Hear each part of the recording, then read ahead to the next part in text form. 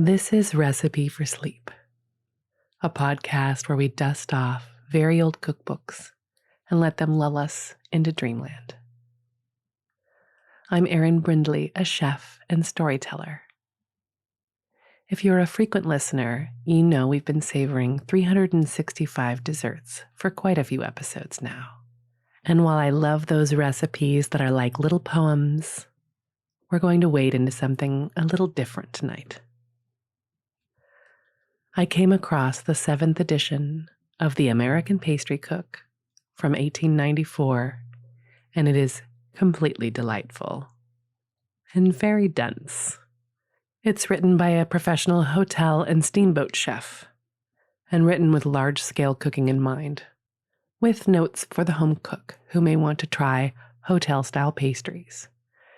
And it begins with a series of essay-like annotations, which I will begin to read you this evening.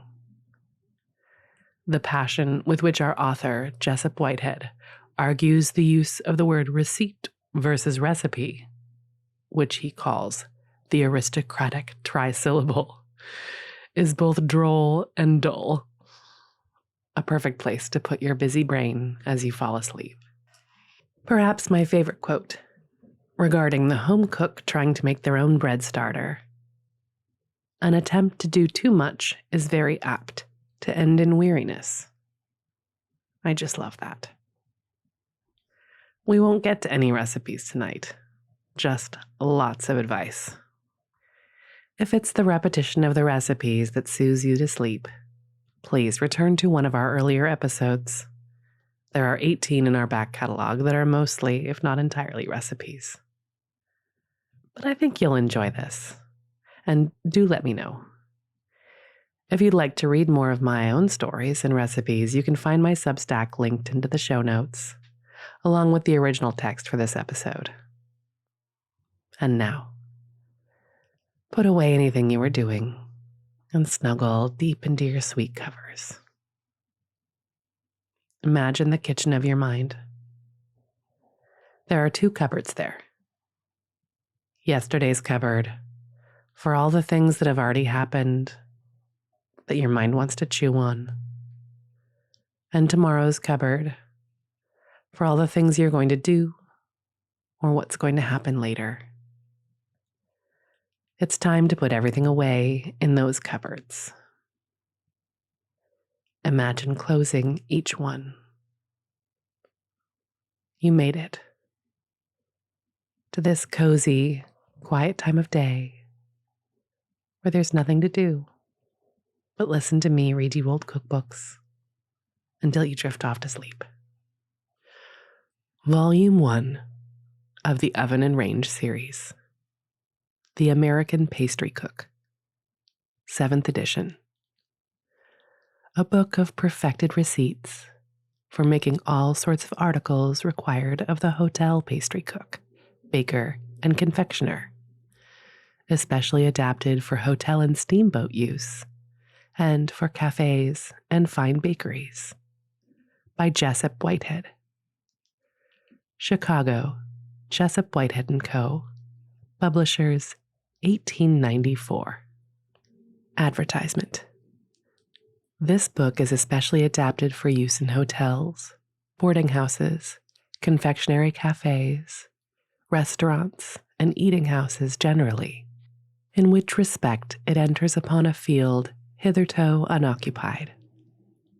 The quantities of the receipts are calculated for what experience has taught the author are the average orders of about 50 persons choosing from a full bill of fare, but which are really only about 30 portions. In many of the more important matters, such as puff paste, bread and rolls, cakes, ices, creams and pie mixtures, and in cold meat dishes, corned beef management, and salads, the standard of 1 pound or quart used will be found to make the receipts equally useful for private families, and the trouble of dividing the larger quantities in other cases will probably be fully repaid by the simple conciseness of the directions, the absence of all technical jargon, and the professional knowledge of the art of cookery imparted in every page. The book is unique also in having all the articles directed to be made graded in regard to cost, to meet the requirements both of those who do cooking for pleasure and those who are concerned in cooking for profit. Since the above was first printed, another book has been issued by the same author, in which all of the receipts are reduced to the gauge of meals for 6 or 8. It is especially adapted to teach cooking as a trade for women in private houses, and includes everything likely to be of use for the purpose, arranged in order from the cheapest meals up to party dinners and suppers. It's called the Chicago Herald Cooking School. Introductory in the National Hotel Reporter. For any apparent presumptuousness there may be in spreading these cooking receipts and instructions before the professed cooks of the country in the most widely circulated and most influential hotel journal, I have to offer as an apology that I was long ago impressed with the singular fact that among all the excellent cooks, hardly any could be found who worked by any rule or measure. This was especially the case with American cooks. They knew how themselves, but could not have given exact instructions even to their sons without first instituting a series of experiments, and their knowledge perished with them. I simply set to work to reduce my portion of the general knowledge to exact figures, and the merit claimed, therefore, is not for very extraordinary skill, but rather for the painstaking industry that has never allowed a receipt to be put away marked OK without being satisfied that it was quite reliable. Another consideration offered is that the stewards and others who buy for cooks to use, not being, in great majority of cases, practical cooks themselves, are apt to consider many of the demands of the cooks for certain kinds of materials necessary to good work as but unreasonable whims, not worthy of notice, and it is difficult to see how the requisite explanations are ever to be made, unless through some such means and medium as the present. J.W., National Hotel Reporter, October 1878. Receipt or recipe? Which is right? Worcester says that a recipe is a receipt for cooking. Also, that it is a formulary or prescription for mixing certain articles, particularly in medicine. Webster also makes recipe and receipt appear nearly synonymous terms, and attaches to the former a particularly medical meaning that is nowhere made to belong to the other. The French recette, which appears to be the original of our receipt, is pronounced like it, and yet all the French books have recipe instead. Of half a dozen different articles in the grocer's shelves, 4 have recipes printed on the package, while others give receipts. Of 6 persons talking together, 4 or 5 will say recipe, the rest receipt. The label on the bottle tells you that the sauce beside your plate was prepared from the receipt of a nobleman of the county. But the nobleman's only authoritative English cookbook uses recipe. By its side is another later and very compendious work, which is advertised as containing so many thousands receipts. Still another more recent and even more compendious London book uses the other word. Both words are right, but which is the better? Several hundred pages of the matter, which is proposal to publish this column, has been written with the word recipe, according to the observed practice of the majority. But after all, it was decided to change it, and for reasons perhaps as immaterial as the difference between the 2 words in question. Still, the minority side having been taken, it seems best to state the case. A city man, wise in the ways of bread making, was at an old Yankee farmer's house, instructing his housekeeper in the best methods of making homemade Boston brown bread, and used the word recipe frequently. The old man was not illiterate, but excessively old-fashioned, and the trisyllable annoyed him past bearing. He laid down the churchman that he had been reading and leaned back and listened. Then he took off his glasses. Then he began to remonstrate. "Oh, don't bring these affected city words among us plain people. Recipe," he repeated with immeasurable contempt. "My parents always said receipt. My neighbors all say receipt. What would they think of us if we should go among them putting on such airs as that?" As I overheard this, and a cutting philippic which followed, aiming at city affectations in general, my faith in the power of high-sounding recipe to soothe the savage breast was considerably weakened. A long time after, and at a very distant place, a lady schoolteacher was heard to say, "I am so glad if receipt is the right word instead of recipe. The latter seems so much like a stranger in a foreign dress among our familiar English words of the same dimensions. When I have taught my pupils to indite and recite, it is troublesome to make them understand that a recipe is not to be pronounced that way at all, and then again to stop them from making 2 syllables out of ripe, wipe, and pipe." This was another blow at the aristocratic trisyllable, but it seemed hard to descend from the lofty heights where it prevailed to the level of common. Fortunately, just at that time, the great house of the Harpers published the most polite cookbook that has yet appeared. It made extreme correctness a special feature.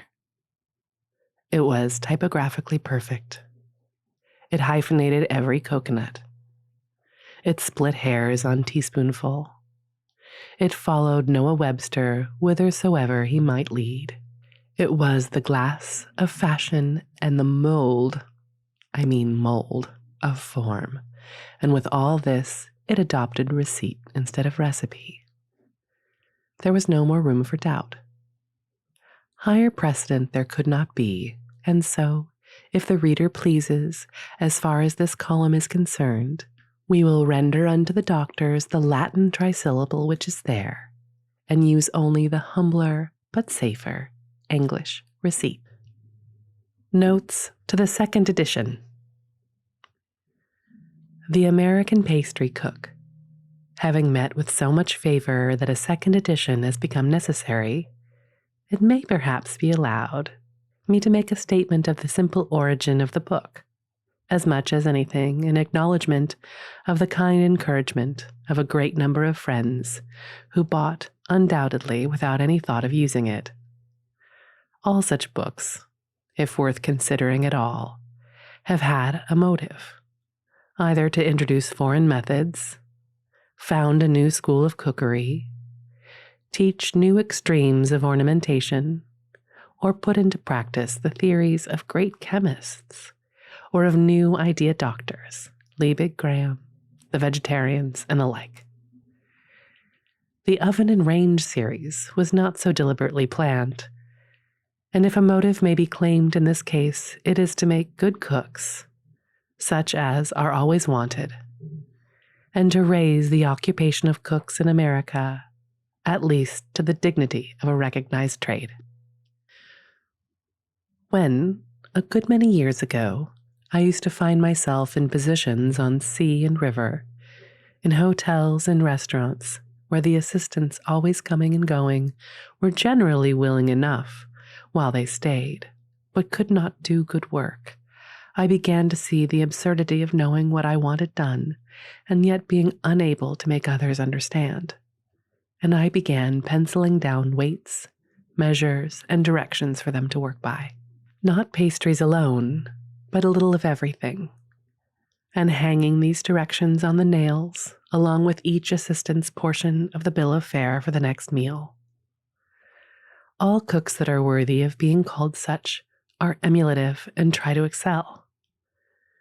They hit it exactly in making a dish, sometimes are highly elated and wish they could always have such good luck. In my own practice, whenever any of us hit it exactly, I simply penciled down how it was done and kept on changing and improving until I was in a great measure independent of the circumstances of the boys jumping out. Anybody smart enough to work by directions could make what I told them. These receipts were necessarily plain, and as necessarily correct and reliable, and they were of great value. In course of time, there were some hundreds of them, and they made a bulky package. Is there any wonder that the thought occurred that they would be more useful in print? Is there any need to explain further why the writer has confidence in this book? Those exact and plainly worded receipts, with others of course added, form the Oven and Range cookbooks. There has been nothing but pleased surprise, kind words, and good reports connected with the circulation of the pastry book, as far as it has gone already.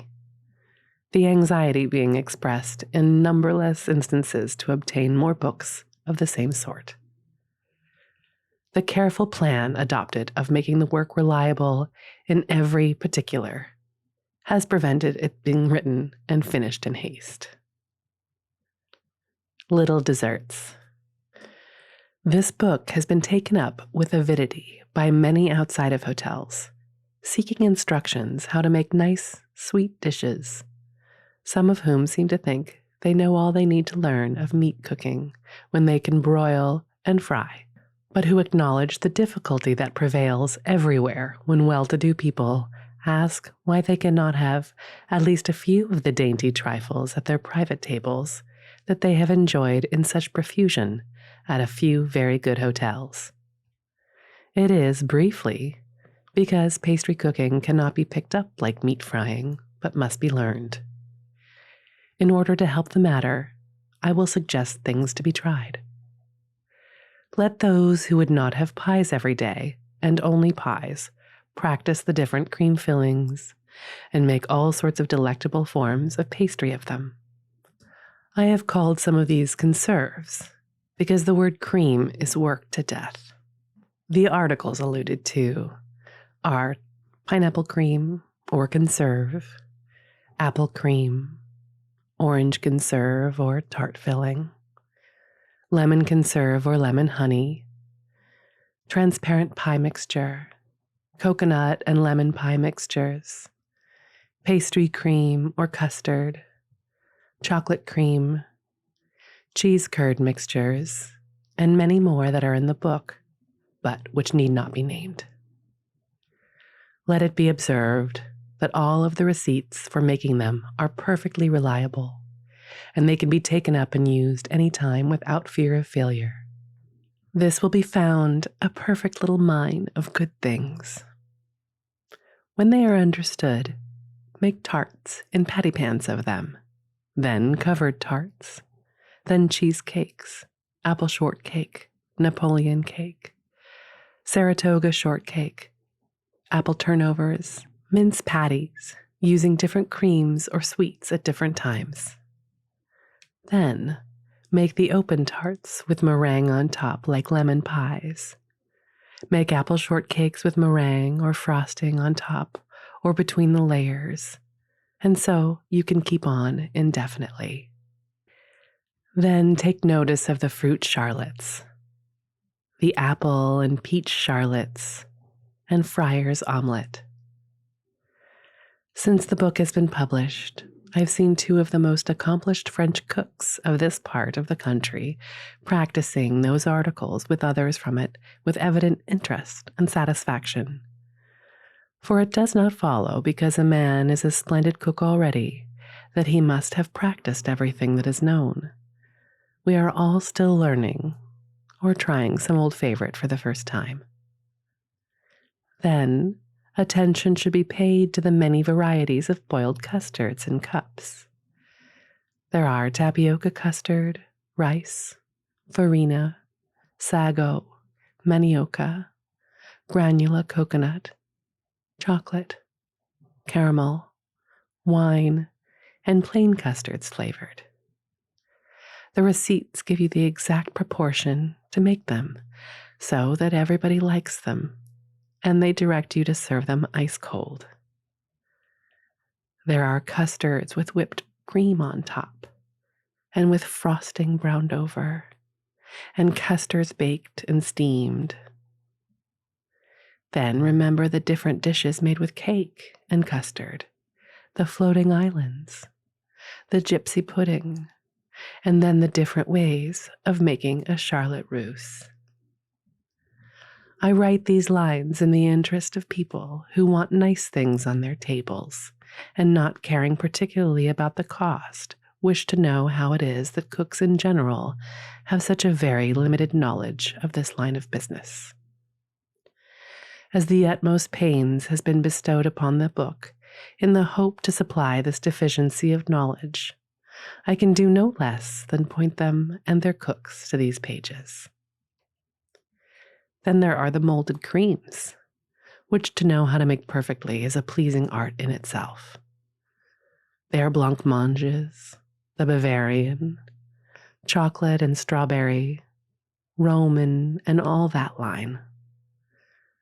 Most of the finest foreign menus have a Bavarian cream in some form or under some name, as Bavarois à fraise with strawberries, or au chocolat, or otherwise, and so many of the diplomatic and court banquets show the same. They can all be easily made, and are simple when once learned. I have always found that something of this sort is highly appreciated at the end of a dinner, particularly when there is no ice cream.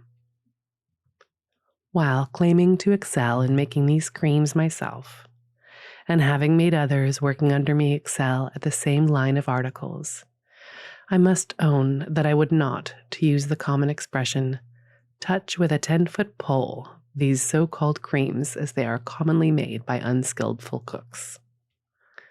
But they are served daily in great perfection at a few of the very best Chicago hotels. Everything necessary to be said about them has been set down in the directions in the book. The puddings alone will furnish a change and variety that may surprise many who try them. And some are so little like pudding, they seem to deserve a finer name. Where all are good, it is sincerely fair to single out any, yet, to point the meaning, I will instance the bird's nest pudding as being almost a dish of baked fruit, and not least, there remain the fritters both plain and with fruit, meringues of cake and fruit and pastry, and fruit frosted over, and jellies and compotes. And every one who delights in making little desserts is continually inventing some new combination. And we have not yet mentioned the ice creams. About whipped cream. In close connection with the Bavarian and Italian creams, the pure whipped cream, regarded as most delicious amongst desserts, has to be considered. Those creams, when genuine, are made of pure whipped to froth and stiffened with gelatin. The amount of gelatin required is only half an ounce to a quart of cream, when it is but to fill a charlotte russe, or be a simple cream in a mold. But if strawberry juice and pulp is to be added, or maraschino or wine, then an ounce to a quart will be needed. If you put pure cream in a deep pan, set it on ice, and beat with a wire egg whisk, it will become thick and firm enough to fill small charlottes without anything added at all, except, of course, a little sugar and flavoring, and it will not go down again as long as it is kept cold.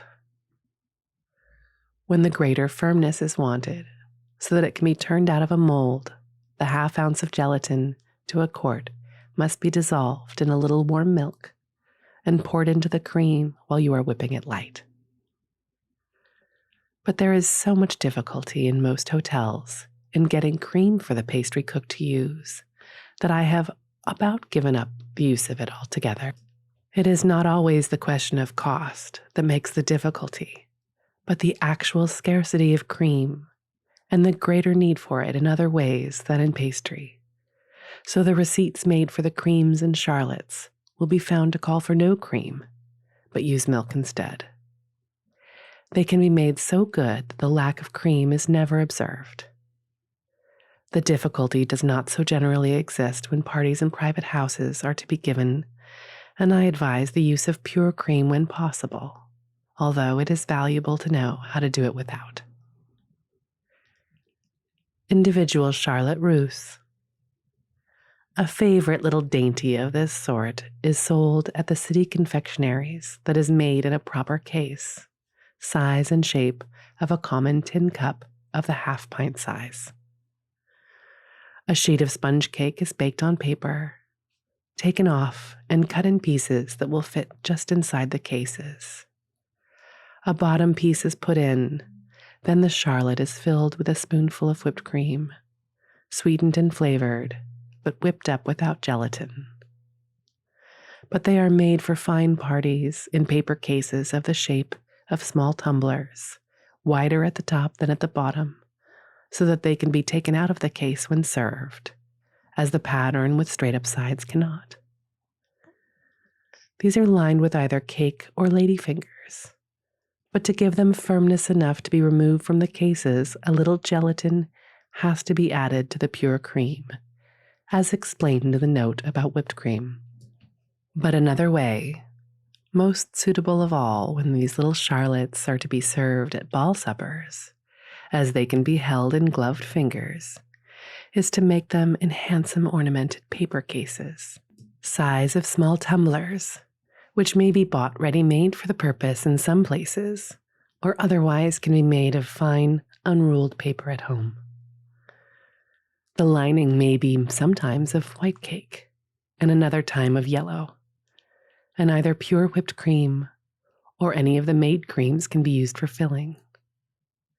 The same sort of charlottes are held in high favor at hotel dinners when they are formed in deep muffin rings without bottoms, kept very cold, and slipped out of the rings when served.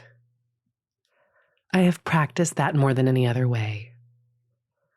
A cup of pure, thick cream, when whipped, fills about 8 of these small charlottes, so that a calculation can be made of how much will be required. Individual puddings.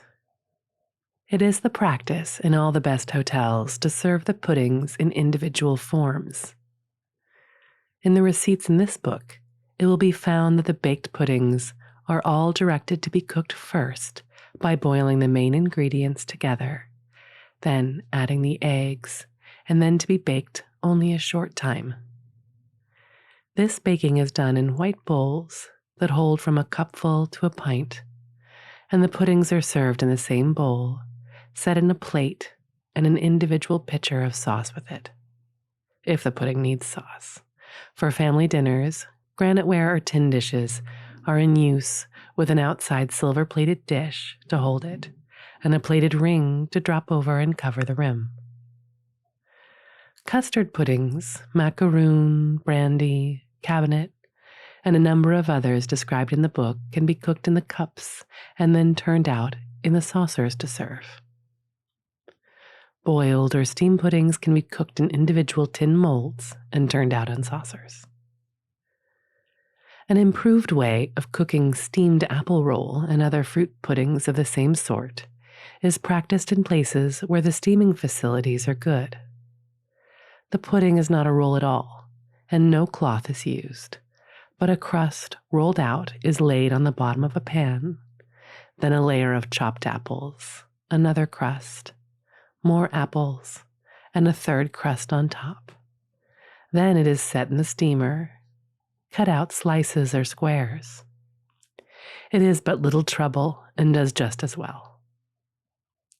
A light dough made with plenty of baking powder and no shortening whatever is employed in some of the paying restaurants for steamed apple roll. Ices. Let none be deceived about the ices in this book, because they are offered without the imposiveness of tremendous French names. There is no finer assortment of ices known than these on the following pages.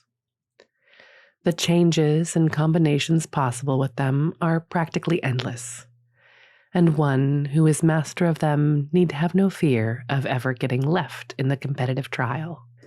It is hard to say in such matters as these exactly where old patterns are departed from and originality begins.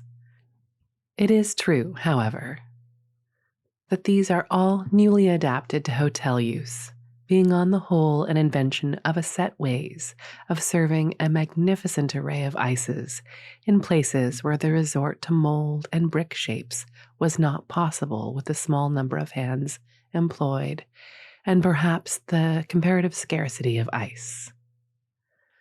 I keep up a constant run of novelties by serving two kinds at once in the same saucer, or a glass, and making ices of almost every kind of sweet and fruity material. In order to do this without making incongruous mixtures less acceptable than the common ice cream, the greatest care and skill must be exercised in both compounding, coloring, and freezing. Even if we make the old foreign favorites, they have to be supplied with plainer names for the hotel bills of fare. Take, for instance, Tutti Frutti. When the hotel keeper has ice cream provided, he of course wants the guests to know it and get the good of it. But not 1 in 100 of them that makes it to the hotels knows what Tutti Frutti is by that name, and much disappointment may be felt on that account. I would not be understood as advising the use of even the terms attached in this book to the several combinations. That is a matter of indifference. When you have two fancy ices at once, perhaps a pale green grape ice and a deep-colored frozen custard, call it ice cream in the style of your hotel or of some other famous one. In regard to the Tutti Frutti receipt in the book, it ought to perhaps be said that the outer coating of orange ice is not necessary for common dinners. It is an extra touch for a mold or bomb. This sort of frozen pudding can be dished out of the freezer with or without a white ice, like a frozen sauce at the side. The sense of some of these extras is never apparent until you have a table decorated with crystal, china, and flowers to supply. The best workmen, after they have made the 3 creams or fruit ices for a Neapolitan and frozen them in a brick shape or in Neapolitan molds, take them out a good while before dinner time, wrap each form after it is taken out of the mold in manila paper, and put them in a large freezer well packed with ice and salt, and keep them there frozen and dry until they are wanted. This saves hurry and melting by handling while dinner is going on. Line your brick molds with manila paper, or at least the bottom and top, before putting in the ice cream. It is easier to take the cream out, and also makes the lids fit tighter. Bread. A good deal of wholesome enthusiasm has been evoked by the contents of the Book of Breads. The slight drawback has been that those who followed out the proper method of working the dough may have been surprised by their bread becoming too light. That is, of being ready to bake before they believed it could be, and before they were ready for it. It is stated in the directions that under proper methods the dough needs no coaxing, no setting under the stove. It will rise almost anywhere. A hint may be taken from the management of Vienna bread, the dough for which it made light once, then well kneaded, made into loaves, cut across the tops, and baked very soon after, without being allowed to get much proof or rising in the loaf shape. It is put in an oven that is very hot at first, but built with a low roof so that the bread crowded in fills the oven with steam, in which the baking is finished. Ovens not specifically built for Vienna bread have a steam pipe leading into the oven to serve the same purpose, and rotary ovens have wet bricks thrown into the fire to fill the oven with steam.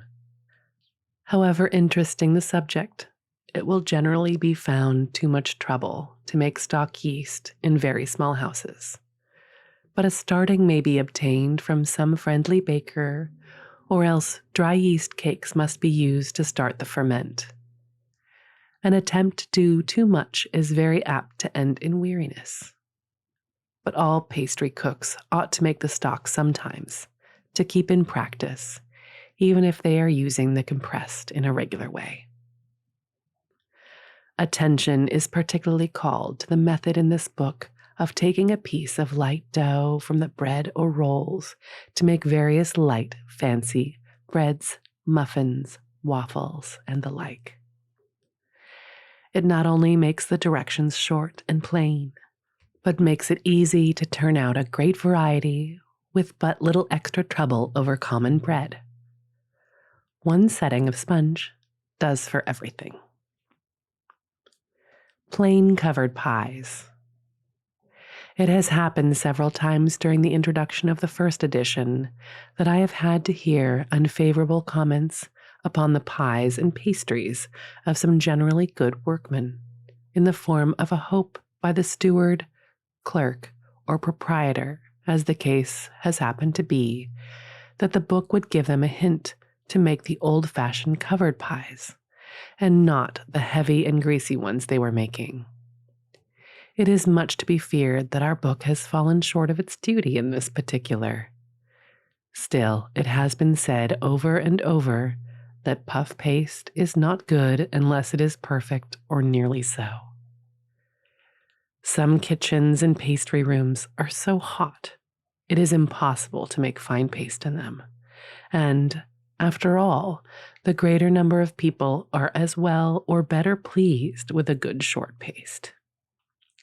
Take 2 cups of lard to 7 cups of flour, or a pound of shortening to 2 pounds of flour, add a little salt, and rub them together dry.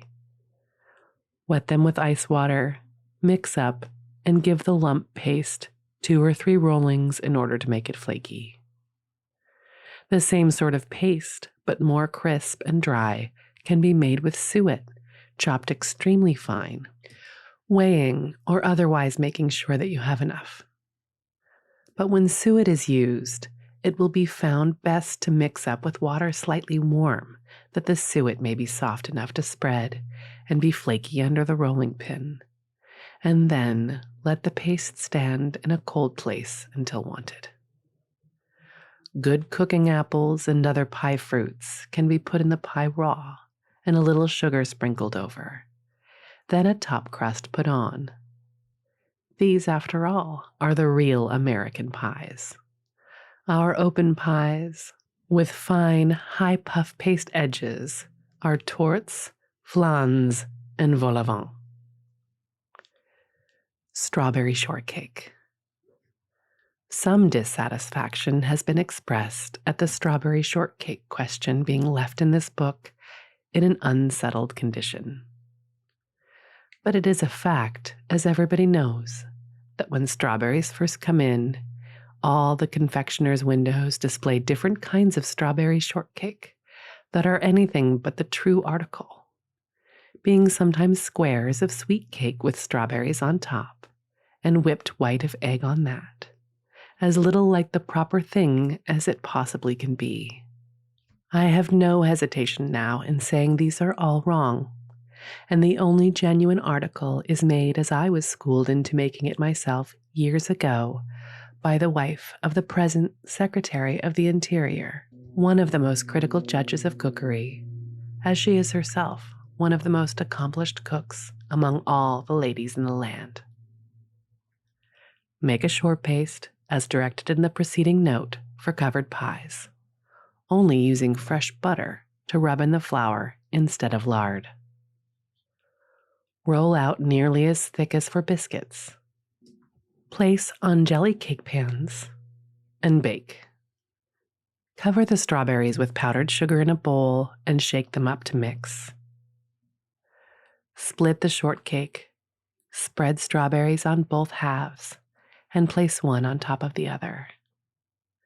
There will be strawberries, of course, on top as well as between. Serve a pitcher of cold sweet cream at the side. There should not be baking powder or any other sort of rising in this cake, but the cold butter alone, which makes it light enough. City and country pastry cooks. Having paid attention in the foregoing notes to some things that they in the front of house have said, it is in turn to mention that some pastry cooks claim that it takes a much smarter man to be a first-class pastry cook or meat cook, either in a country hotel or in a hotel in any small city, than it does in a perfectly fitted-up great house in New York or Chicago. It is argued with perfect justice that in these great establishments, one man does but one set of duties within certain hours and has everything properly adapted for his to use, and such one could not begin to do as well as the general pastry cook in the ordinary hotels of small cities does, with all the deficiencies and disadvantages he has to contend with. This thing properly considered by employers would often save them the disappointments they experience when, thinking they will be made up and get their work done right, they send for a pastry cook from the big city and find that he either cannot or will not try to get along when they have got him. The young men that have learned and practiced only one department of hotel cooking are not the ones that give satisfaction in small houses. The pastry cook of these houses have to invent their own ways and learn to do splendid work under conditions that would make the others afraid to take hold and try.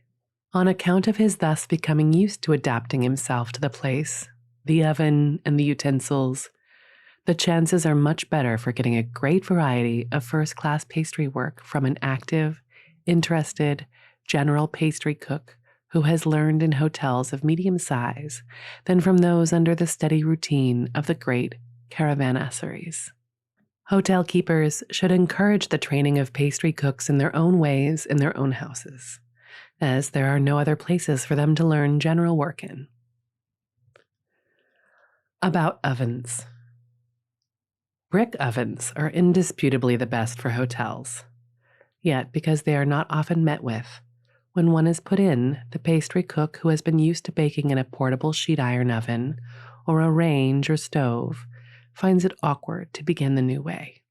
Good pie baking can be done in the portable ovens, for they will bake on the bottom, and good use can be made in the top of the firebox to boil jelly and stew fruit when room on the range is not to be had.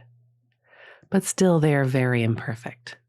They scorch the bread on one side, they are entirely unsuitable for baking cake, and will not keep anything hot without drying the bottom and sweating the top. There is an immense number of them in use, although many pastry cooks and bakers will not work with them at all. The same money that buys them would build a brick oven. Every town has one or more bricklayers or builders who can build an oven, and some have a specialty in that line. It will cost from $40 or $50 upwards to $150 or more for an ordinary oven. The patent rotary ovens run from $500 to $1,500. They are for the largest establishment. The floor rotates over the fire. The heat comes up through a hole or a hub in the center and around the circumference. The door is rarely closed, but the articles put in as the bottom passes the door are carried around, and if small, when they come to the door again, they are done. Revolving ovens carry the shelves and pans up and down, baking all over alike. Common ovens are of two patterns.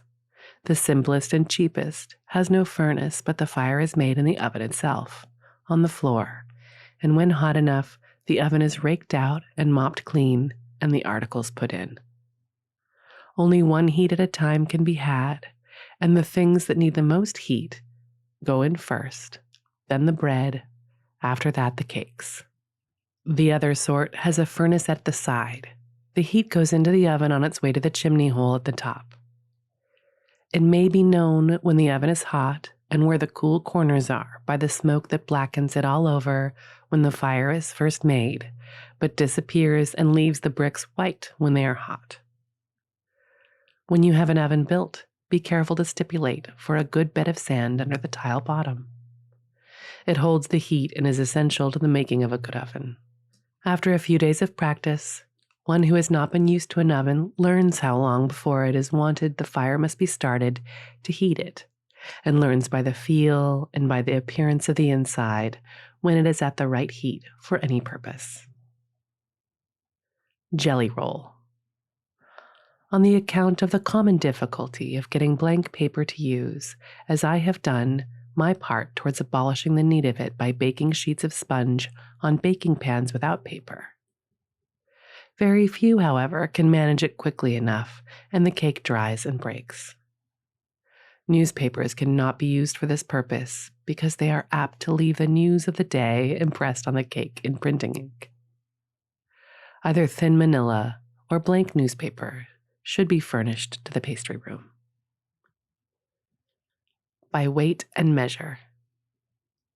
It pays to have scales and be exact.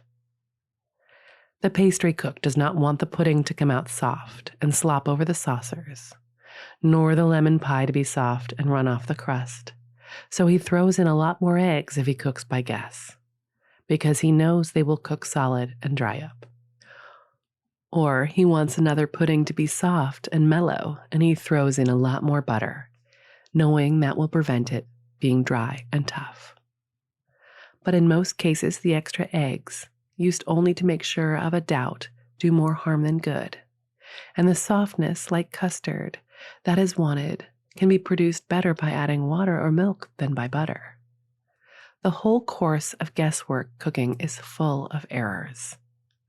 The objection that weighing takes up too much time must be met by placing scales and weights in a position where they are always ready for instant use, on a little shelf, nailed up about a breast high at the back or the end of the pastry table. Spring balances are of no use because they will not weigh by ounces. Common scales with iron weights are by all odds the best, for graded beams take too much attention to find small quantities. The scales once placed in easy reach, there is nothing more needed to be done than get them into use, for the pastry cook is too glad to have a dead sure thing on whatever he does and no failures to neglect the weighing that is made easy. There are certain proportions of ingredients in every article that make it so good it is impossible for it to be made any better, even in common things like batter cakes and biscuits, and no person living can guess them and always be up to the highest mark. Cup and spoon measure. Cooks who go to places where there are no scales to use will find the following table useful. A cup means the common size of a white coffee cup generally used in hotels that holds half a pint. Water. A pint is a pound all the world round, and the standard. A cup being half pint is therefore 8 ounces. Milk, vinegar, and most fluids, same as water. Molasses. A cup holds 12 ounces, a basting spoon 2 ounces. Thin syrups do not weigh so heavy. Eggs. A cup of eggs broken is the same as 5 eggs. Yolks. A cup holds 13 yolks, half pound. Whites. A cup holds 9 whites, half pound. Whole eggs. 10 average a pound. When you have a bowl of yolks or whites left over, weigh or measure and you will know how many there are. Butter. A cup of butter is 7.5 ounces if pressed in solid. It is near enough generally to call 2 cups of butter a pound, either pressed in or melted. Lard. Same as butter. Suet. Minced suet a cup is 4 ounces. Chocolate. Grated cold chocolate a cup is 3 ounces. Sugar. A level cup of granulated sugar is 7 ounces. Although sugar by the grain is heavier than water, The air space makes it lighter. A rounded cup is ½ pound. Fine icing sugar a cup is but 6 ounces. Dry yellow the same. All the sugar that can be scooped up out of a barrel with a cup weighs 9 ounces. Breadcrumbs. A cup of bread, pressed in rather solid, is 4 ounces. A pound is a pressed in quart. Flour. A level cup of flour is 4 ounces. A cup, heaped up with all that can be dipped with it out of a barrel, weighs 7 ounces, nearly twice the level full. A quart of flour just rounded over is a pound. Cornmeal. A cup of cornmeal is 5 ounces. 3 rounded cups are a pound. A pound is a little less than a level quart. Oatmeal. A level cup is 6 ounces. All that can be dipped up with a cup weighs 7 ounces, nearly ½ pound. 3 cups water cooks 1 cup oatmeal. Rice. A level cup weighs 7 ounces. All that can be heaped in a cup weighs 9 ounces. 3 cups water cooks 1 cup rice. Cornstarch. A level cup of cooking starch is 6 ounces. All that can be heaped in a cup weighs 7 ounces. 4 cups milk cooks 1 cup starch. Farina. Same as starch. Tapioca. Same as rice. Light bread dough. A rounded cup of dough weighs from 6 to 8 ounces according to lightness. 3 cups are a pound. 1 pound makes 10 or 12 rolls. Raisins. A heaped cup without stems is 8 ounces. A pound without stems fills a quart. Currants. A heaped cup dry weighs 6 ounces. Ground coffee. A heaping cup is 4 ounces. It makes 2 quarts of coffee. Tea. A heaping cup is 2 ounces. It makes 4 quarts of tea. Oysters. A cup holds a dozen selects or 2 dozen small. A basting spoon. 6 basting spoons of liquid fill a cup. It holds about ½ ounces of melted butter or lard, same as size of an egg, and 2 ounces of thick molasses. A tablespoon, 14 times quite full as a cup or ½ pint. 2 tablespoons butter is 1 ounce melted. A heaping tablespoon of sugar is 1 ounce. 6 or 7 fill a cup. A heaping tablespoon of starch is 1 ounce. 4 will fill a cup. Starch can be heaped so much higher than sugar. A moderately heaped tablespoon of flour is 1 ounce. 3 will fill a cup if fully heaped. A teaspoon is ½ a tablespoon. It is near enough in most cases to call a teaspoonful ½ ounce of dry articles rounded up, not including ground coffee or tea. Apples. 4 average a pound. They lose 1/3 by paring. Butter. Size of an egg is anything from 1 to 2 ounces. There are 16 cups in a gallon. A common wooden pail holds 2½ gallons, or 10 quarts, or 40 cups. Bisque ice creams. Sometimes called biscuit ices in the bills of fare, are those which have a paste of fruit or nuts mixed with the cream. Bisque of pineapple is one of the favorite varieties. The directions for making it are at numbers 107 and 93. Another example of the bisque of nuts of any kind at 95, and preserved or candied ginger makes another. There should be bits of minced fruit found in the ice to show what it is, and that it is not merely flavored. Italian bisque has ladyfingers crumbled and moistened in wine, mixed in ice cream the same way. Nesselrode ice pudding and diplomatic ice pudding will be found at numbers 689 and 690. Sweet dreams.